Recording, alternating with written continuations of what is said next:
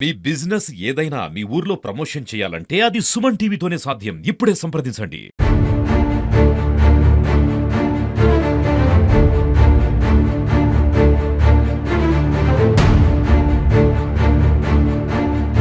ఈరోజు జరుగుతున్నటువంటి కుంభమేళకు సంబంధించినటువంటి విషయంలో కాంగ్రెస్ అధ్యక్షుడు ఖార్గే గారు అయితే చేసిండ్రో అది హిందువుల మనోభావాలు దెబ్బతీసే విధంగా ఉన్నాయి, హిందువులను రెచ్చగొట్టే విధంగా ఉన్నాయి. హిందువులు తన సనాతన ధర్మాన్ని కాపాడుకోవడంలో భాగంగా కుంభమేళలు నిర్వహిస్తారు. అలాంటి కుంభమేళ జరుగుతున్న దాన్ని నీకు ఇష్టం ఉంటే పోవచ్చు, లేకపోతే నేను రమ్మని ఓళ్ళు పిలుస్తలేరు. నీకు ఉన్నటువంటి మైనార్టీ ఓట్లకు ఆశపడి మైనార్టీలో కొమ్ము కాస్తుందని ఓళ్ళు తప్పడలేరు. కానీ హిందువుల భావాలను దెబ్బతీసే విధంగా ప్రయత్నం చేసినట్టయితే చాలా తీవ్రంగా పరిణామాలు ఎదుర్కొంటారని చెప్తున్నాం. మా మనోభావాలు మాకు హిందువులకు సంబంధించిన మనోభావాలు ఏవైతున్నాయో మేము స్వీకరిస్తాం. అవి నీకు ఇష్టం ఉంటే స్వీకరించు, లేకపోతే లేదు. కానీ హిందువులు గోదావరిలో మునిగితే పాపాలు పోతాయా, హిందువులు గోదావరిలో మునిగితే జరుగుతుంది ఏదో జరుగుతా అనేటువంటి విషయాన్ని వెనుక్కు తీసుకున్నట్టయితే కాంగ్రెస్ నాయకులు ఇబ్బంది పడాల్సి ఉంటారని చెప్తా ఉన్నాం. ముఖ్యంగా ఈ రోజు విషయంలో రాష్ట్రంకు సంబంధించినటువంటి విషయాన్ని తీసుకున్నట్టయితే గద్దర్ విషయంలో గద్దరు అడవి బాట పట్టి అందరినీ అమాయక ప్రజలను బలి తీసుకున్నటువంటి వ్యక్తి ఎవరైనా ఉన్నారా అంటే అది గద్దర్ కు ఏ విధంగా పద్మశ్రీ అని అడుగుతున్నారు కాంగ్రెస్ వాళ్ళు. కాంగ్రెస్ వాళ్ళకు తెలియదా?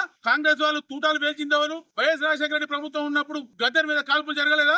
గద్దర్ కు వెన్నుపూతలో ఉన్నటువంటి తూట కాంగ్రెస్ ప్రభుత్వం వాళ్ళు చేసింది కదా. ఏ విధంగా కాంగ్రెస్ వాళ్ళు పద్మశ్రీ అడుగుతున్నారు? సమాధానం చెప్పాల్సిన అవసరం ఎంతైనా ఉన్నది. ఇప్పటికైనా హిందువులకు సంబంధించినటువంటి మనోభావాలను గాని బండి సంజయ్ గారిని గాని విమర్శించినట్టయితే చూస్తూ ఊరుకోమని చెప్పి హెచ్చరిస్తా ఉన్నాం. భారత్ మాతాకి జై.